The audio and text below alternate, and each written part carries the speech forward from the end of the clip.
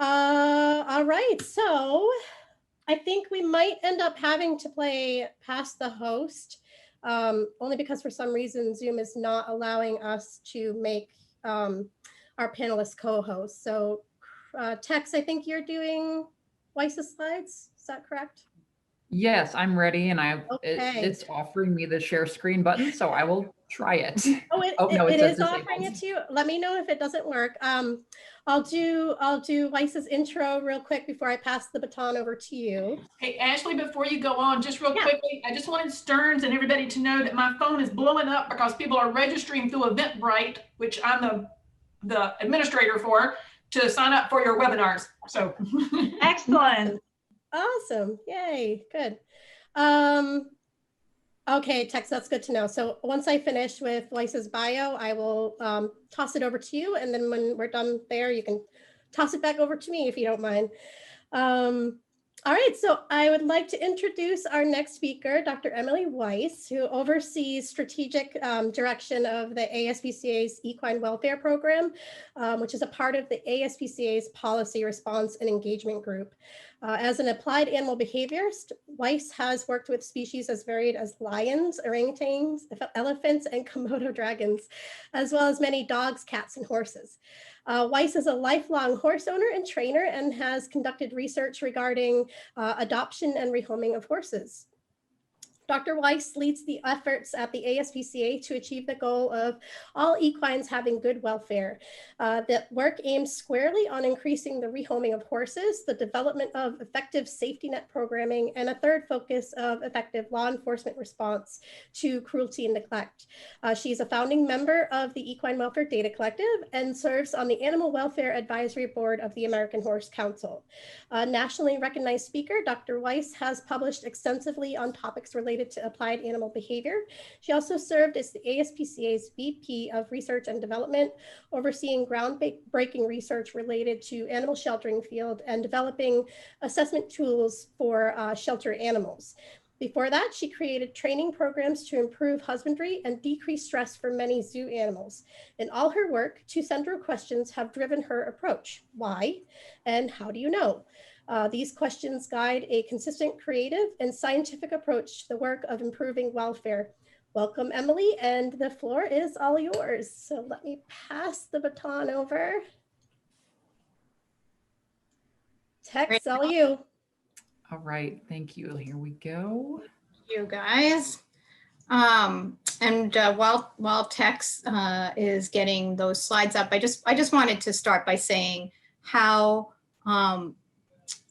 amazing it is, the work that the American Horse Council and EWDC has done and with EWDC in such a short time to have the vision into what's happening at these equine facilities across the country is incredibly powerful.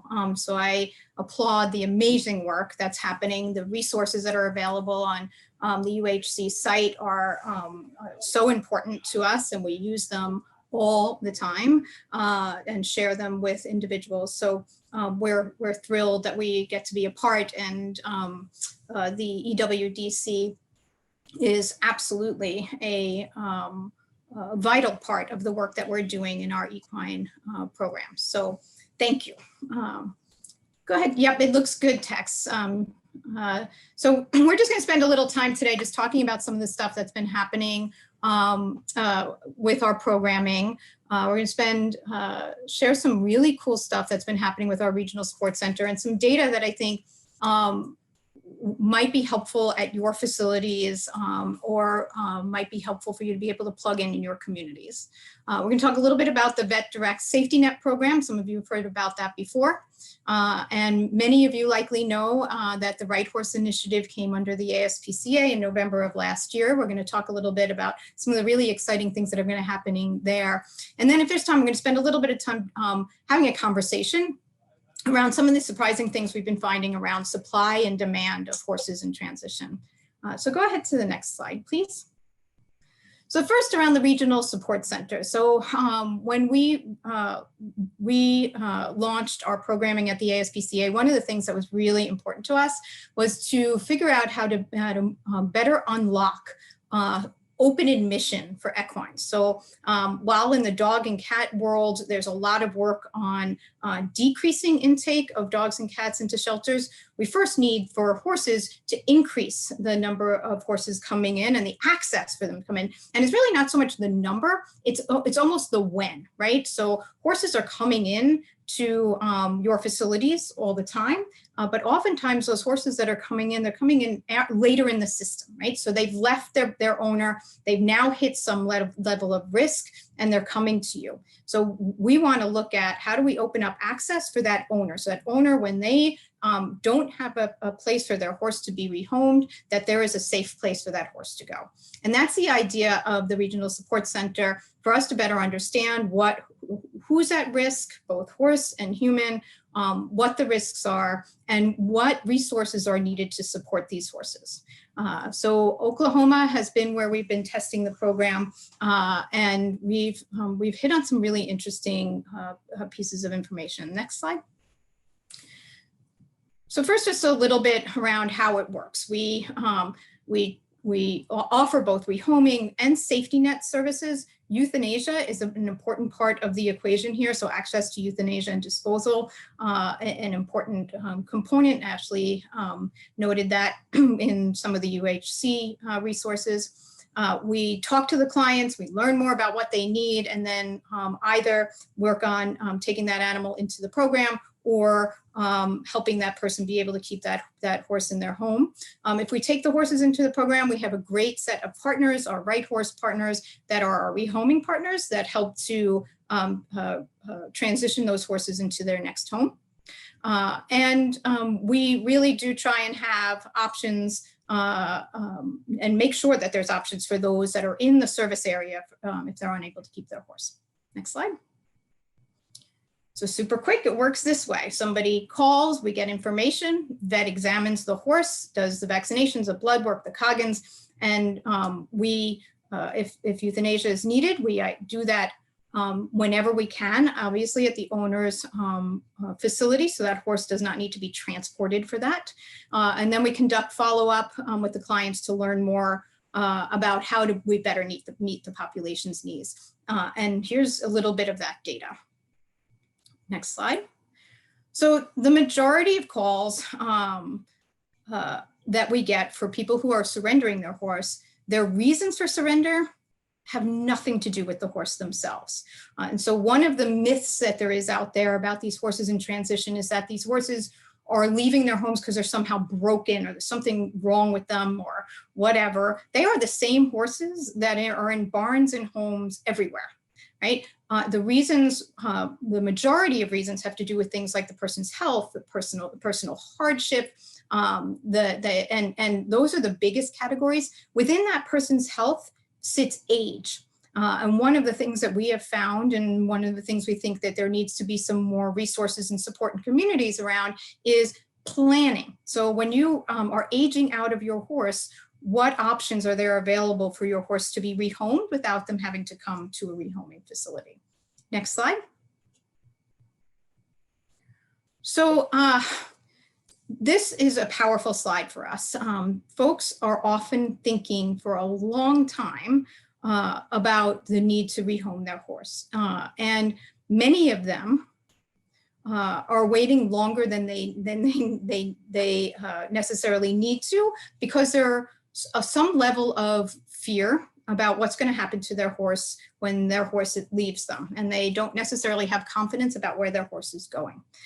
So there's two things happening here. One, is there a place for this horse to go? Is there access in this person's community for this horse to have a place to go? And two, level of concern or fear as to what will happen to that horse should that horse leave them, and where would that horse end up?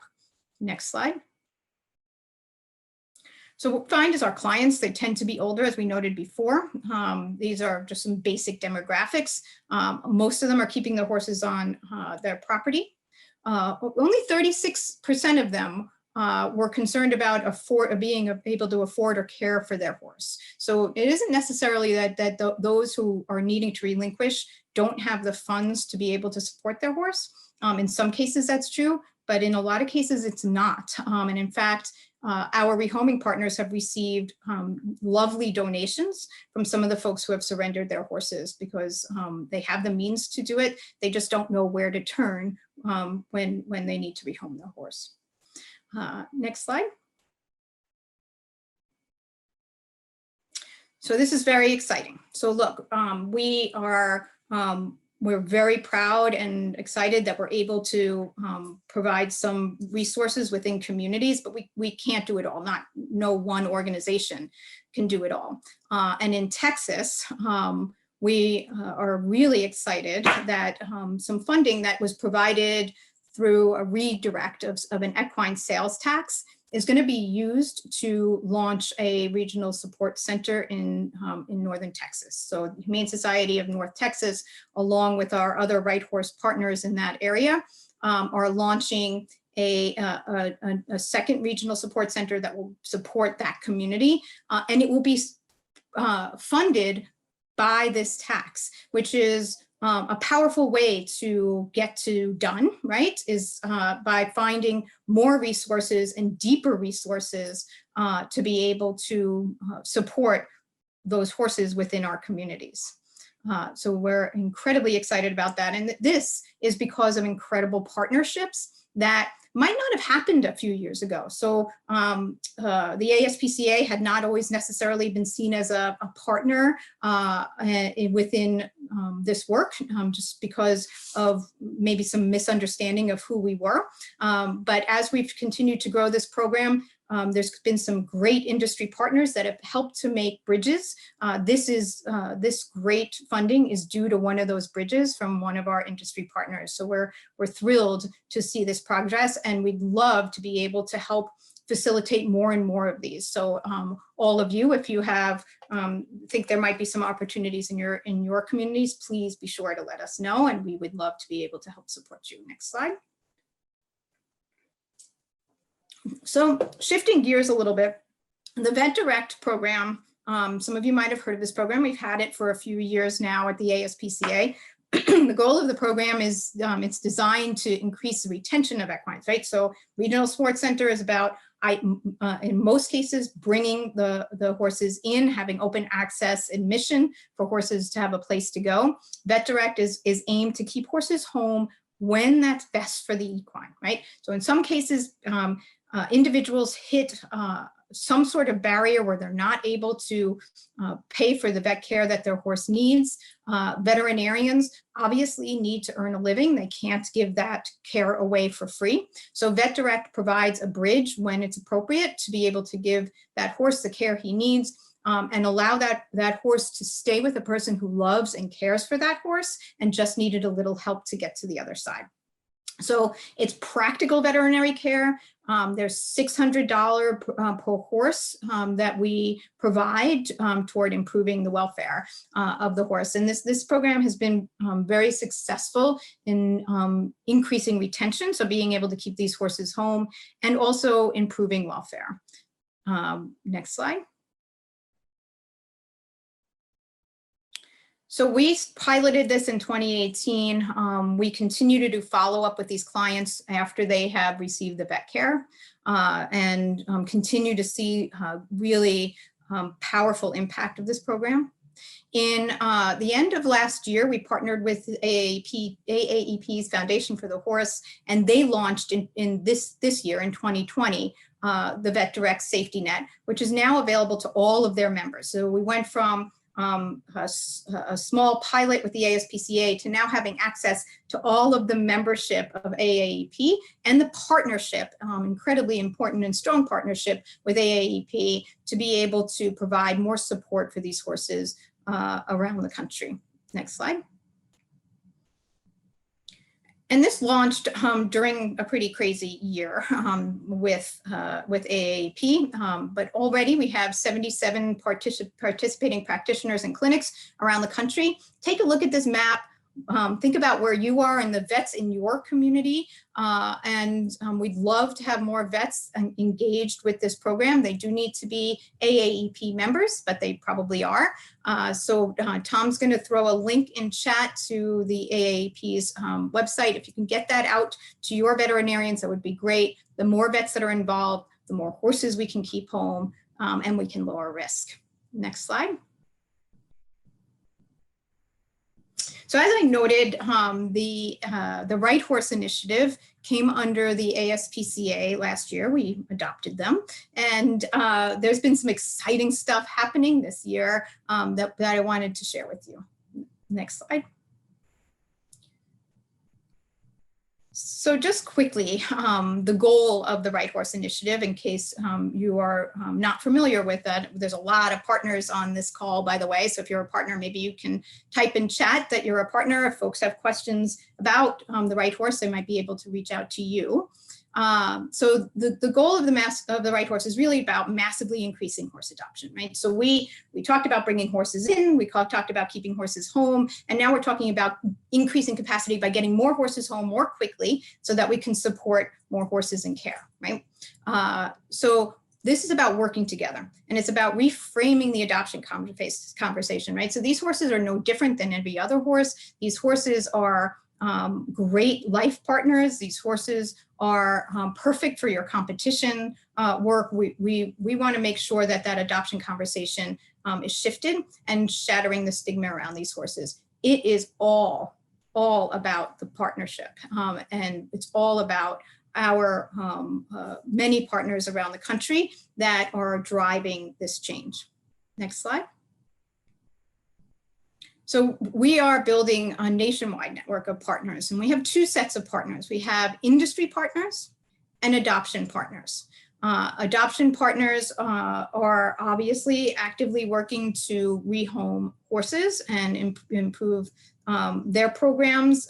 We support them in doing so, and our industry partners are helping to change the dialogue of the conversation, and also helping to support those adoption partners. Next slide. So here's just a peek in 2020, some of the new partners that we have added to the program, and you can see how diverse, right? So from our adoption partners to Standard Bred Transition Alliance and universities and training foundations, the Compton Cowboys, just a wide variety of both industry and adoption partners to help really spread the word and change the trajectory. Next slide. And one of the things that we saw happen, you guys, what a year, right? And when we started 2020, we were getting ready to launch a big adoption campaign, and then COVID hit. And so we switched gears quickly, and we aimed to increase capacity, anticipating that many horses were going to need a place to go. We wanted to make sure that there was room for those horses. So we launched a fostering campaign along with that adoption campaign. What we found is that there's a very big appetite out there. So if you have not yet, if you're adopting horses, if you haven't yet looked at doing fostering in your community, there is a lot of appetite for it, for folks to be able to help and support you. When we launched this campaign, we saw a huge increase in traffic to My Right Horse, which is our adoption platform, big increase in foster starts for our partners, and increases in adoptions, which we did not think was going to be happening during COVID, right? Especially in the beginning of COVID, we had no idea that we would see an increase in adoption. But in some ways, COVID has been great for horses. Folks are home. It's a safe activity to do. And I think there's a lot of folks out there who have always wanted a horse, and now is the time for them to be able to do it. Not now, when? Next slide. So through July, this has resulted from just our partners alone, over 2,000 horses adopted. This blew our socks off, and we're so excited about what's coming next. Next slide.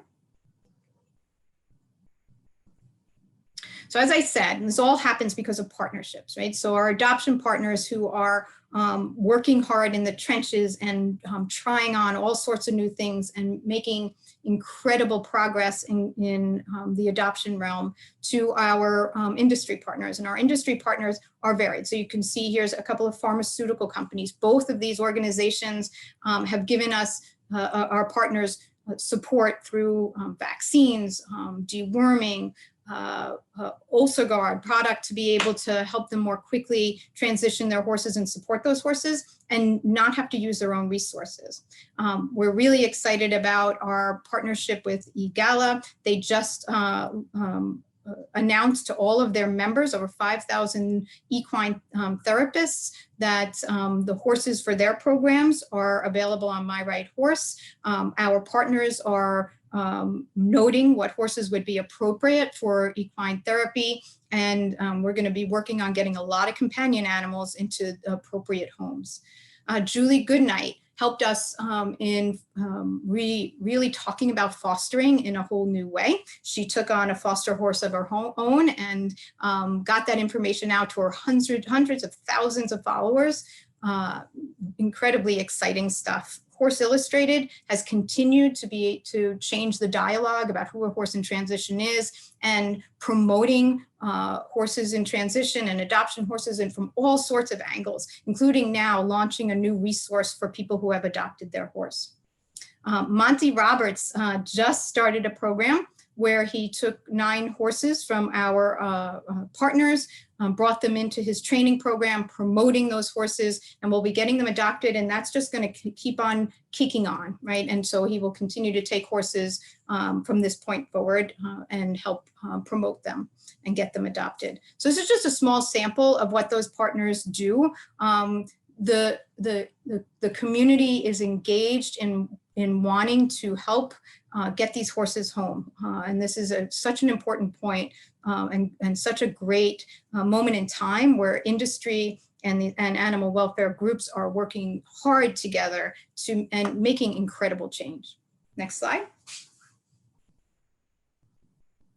So just 2 other quick ones to share with you. Just recently, Microchip ID Equine Division and the Pinto Horse Association have both joined as partners, and both have great new programs getting launched with us, including with the Pinto Horse, having the ability for every adopted horse to be registered through the Pinto Horse Association. There will be some incredible programming at the Pinto Horse shows next year, so stay tuned for that. We're very excited. And Microchip ID Equine is the first microchip company that offers this program. So you might be familiar with Full Circle or the Thoroughbred Connect, that keeps previous owners can stay attached, or those interested in horse can stay attached to a horse as he progresses from home to home. And LifeTrack from Microchip ID allows that to happen as well. We think that safety net programming is so important to keep the horse supported throughout his lifetime. So we're really pleased that they've joined and will be providing microchips to our partners. So that's very exciting. Next slide. Go ahead to the next slide. I'm just a little short on time, so I want to jump ahead to some of the other things that we have going on. Text, you can go to the next one. Great. So we started a pilot earlier this year, a matchmaking pilot. The idea of this pilot was to eliminate distance as a barrier for adoption. So if we had an adopter come into organization A who wanted a particular horse, and that horse wasn't available at that organization, we wanted to make sure that they could find their match at one of the partner organizations. So the idea was we would take care of the transport piece. Let's just worry about finding this person their match. We can bring the horse to an organization close to them. If it doesn't work out, that organization, it becomes a support for that horse moving forward. So this was a really exciting opportunity to look at, excuse me, removing distance as a barrier. and really having our partners collaborate on an even stronger way. Next slide.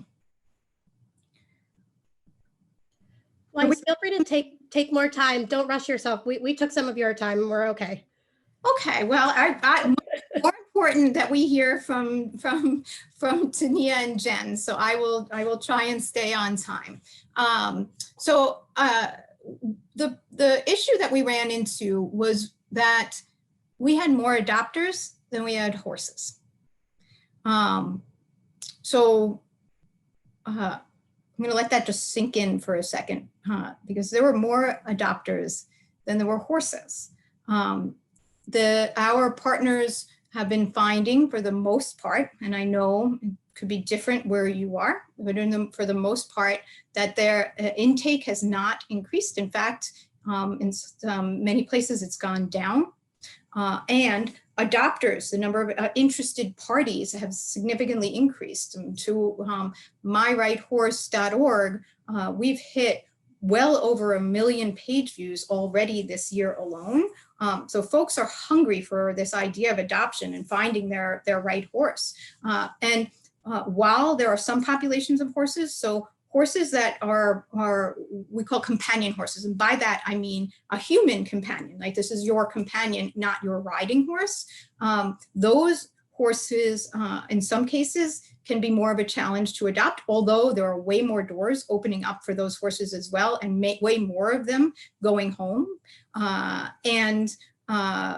this idea of supply versus demand, we're finding a horse that can be ridden, that there are more people who want them than there are horses in our system right now. And Anita, thank you for sharing that you just got a horse from Kentucky into your program. So we wanted to spend a little time talking about this, about where we are, how we're talking about horses at risk and horses in transition. Something really interesting happened in the dog and cat world as we started to look at the data, right, and dig into what was happening there. Was we were using old numbers and old myths about those dogs and cats when we were talking about what the current situation was. And I think that we're seeing the evidence of just that here in the horse world, right? So you heard from my bio, I always ask, how do you know and why, right? And I think because of the data of EWDC, because of what we're seeing with our programming, I think we can say, look, there's capacity for over 47,000 horses, estimated 47,000 horses in the equine welfare community, right? Those who are holding horses. There are a tremendous number of people who are interested in adopting these horses. And what we need to do is find how we make that connection more direct, right? So that's part of the Right Horse Initiative. That's part of adoption facilities really focusing on adopting horses out and thinking about supporting them once they get home and helping the next set of horses that could be coming into their organization. I think we might be at a point where, yes, there is risk, and yes, there is a lot of work left to do, but there are homes for these horses. There are opportunities for these horses. There's support for these horses. And if we can start talking about that a little bit differently and thinking about that a little bit differently, I think we can get more horses home safely and securely more quickly. So I'm going to pause because I suspect some of you are not hearing, because in your community, there might be a lot of horses coming in and you're wondering, well, how can that happen in my community? I'm not seeing that.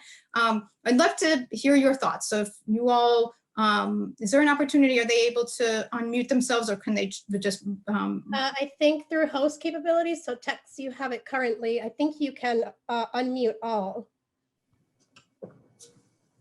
I think for attendees, it's easiest for them to put it in the chat. Great, okay. So I see from Lindsay, has the increased adoption rate coincided with an increase in return rate as well, quote unquote failed adoptions. So, we have not, and so partners that are here on the call can chime in, but we have not necessarily seen an increase in returns. That might be the way in which the partners are doing their adoptions. So, really, we talk about the right horse for the right person. That doesn't mean every horse is right for you. Our partners use a basic behavior assessment tool that actually Stearns was involved in helping validate. So that might be part of it, that there's transparency between the adopter and the adoption agency, and there's support too.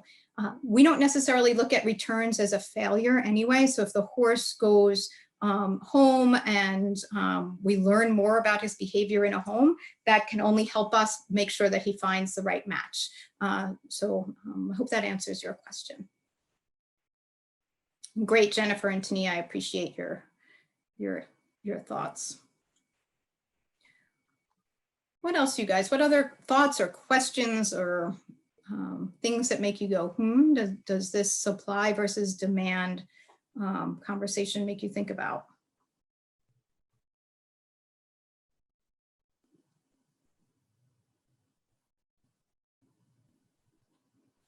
Right, Jennifer, you're not seeing as many requests to take in horses. Yeah, we're hearing that from a lot of our partners. We are starting to hear a little bit of, in some places, a few more owner relinquish asks, but listen, that is what we're here for. They can expect as the economy continues to struggle a little bit, that we're going to see that. But I'm glad that we have the capacity to be able to support those. All right, so we don't go away. We'll put our emails in chat for you. We'd love to hear more of your thoughts, but I am really looking forward to hearing from Tania and Jen about their great programs. All right. Tex, are you okay making me host again? Yes, give me 1 second. Thank you. It's like a hot potato right now. Yeah. That was really good, Emily. You always come with so much information and interesting data. You guys really do make such a good difference with all of the different efforts that everyone else is doing. Thank you, Jen. All right, let's see here. So yes, thank you, Weiss, for that wonderful update. That's really, it's just so good to have positive news that we're heading in the right direction. So before we move on to our break, I want to give a quick shout out and play a clip from our partner organization, A Home for Every Horse, and Purina. If the technology gods are with me today, it will work as intended. We'll see. Don't forget to mute yourself, Ashley. That's right. Thank you. We practiced so many times. All right, let's see.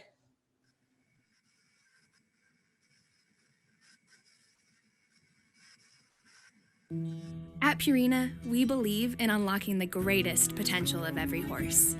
We also believe that with the right care, the right nutrition, and the right home, every horse can reach their potential. That's why Purina is proud to be the title sponsor of A Home for Every Horse, and proud to stand with all the wonderful A Home for Every Horse shelters across the United States that care for horses in need and help them find their forever homes.